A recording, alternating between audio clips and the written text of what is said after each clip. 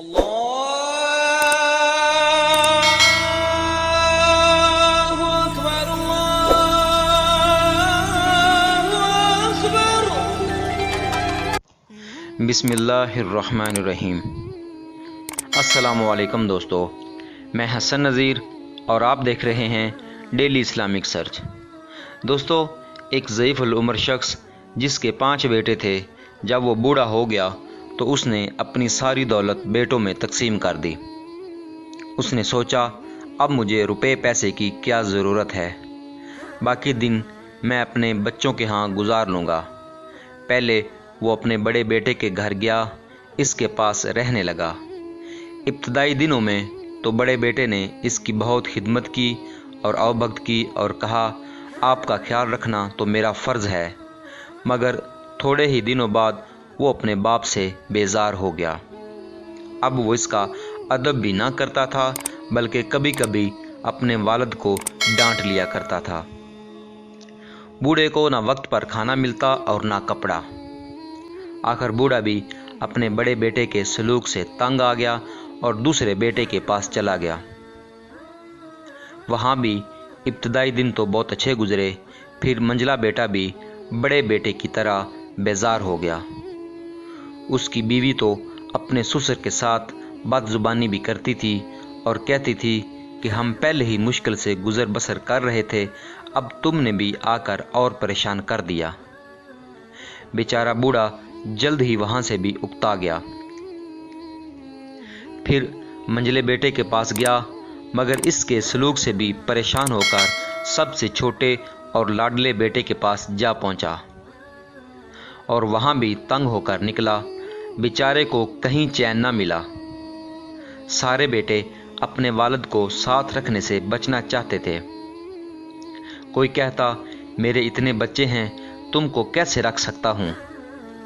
کوئی کہتا میرا گھر چھوٹا ہے، تو کوئی کہتا میں خود بہت غریب ہوں۔ والد 5 بیٹوں کی خوشامد کرتا۔ اس نے رو رو کر کہا کہ میں تمہارا باپ ہوں، میرے بڑھاپے اور کمزوری پر ترس کھاؤ۔ مگر کوئی پرواہ نہ کرتا۔ ایک مرتبہ 5 بیٹے اکٹھے ہوئے اور سب نے مل کر فیصلہ کر لیا کہ والد کو کسی اسکول میں بھیج دیا جائے۔ وہ روزانہ صبح کو جائے اور شام کو آئے، تھوڑی روٹی اسے دے دی جائے۔ والد نے سنا تو بڑی عاجزی کے ساتھ بیٹوں سے کہنے لگا مجھے پڑھنا تو آتا نہیں، میں بوڑھا ہوں، میری آنکھیں کمزور ہو گئی ہیں، مجھے اچھی طرح دکھائی بھی نہیں دیتا۔ اب میں اسکول جا کر کیا کروں گا؟ مجھے کہیں رہنے کو تھوڑی سی جگہ اور ایک ٹکڑا روٹی کا دے دیا کرو، میں پڑا رہوں گا۔ مگر ظالم بیٹوں نے والد کی ایک نہ سنی اور گاؤں سے دور ایک اسکول میں زبردستی بھیج دیا۔ والد روتا ہوا اسکول جا رہا تھا کہ راستے میں ایک ضعیف العمر مگر امیر آدمی کا گھوڑا گزرا، تو اس نے اپنے گھوڑے سے نیچے اتر کر بوڑھے آدمی سے پوچھا کہ میاں تم کہاں جا رہے ہو؟ تو ضعیف العمر اور مظلوم والد نے جواب دیا کہ میں اسکول جا رہا ہوں۔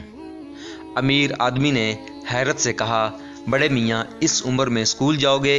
یہ تو تمہارے گھر میں آرام سے بیٹھنے کے دن ہیں۔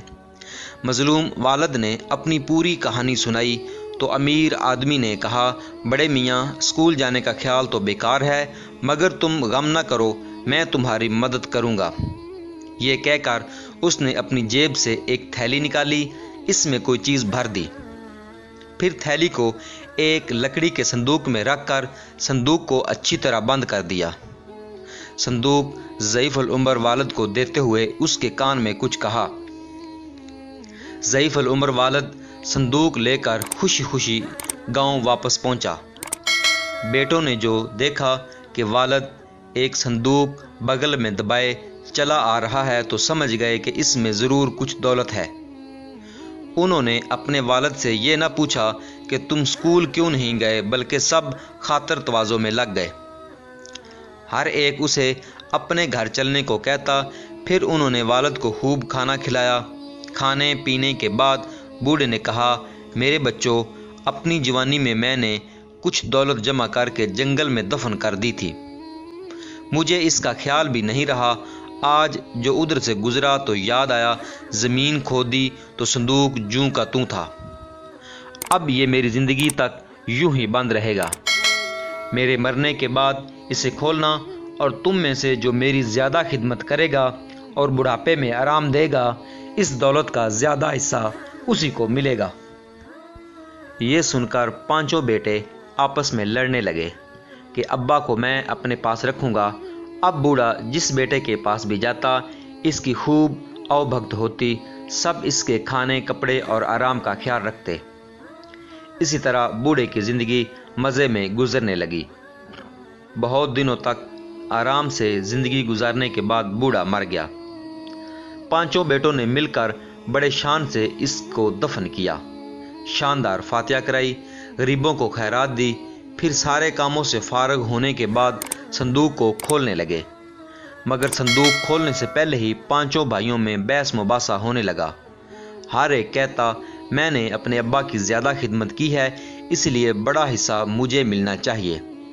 آخر میں یہ طے پایا کہ چاروں میں برابر تقسیم کر لیں گے۔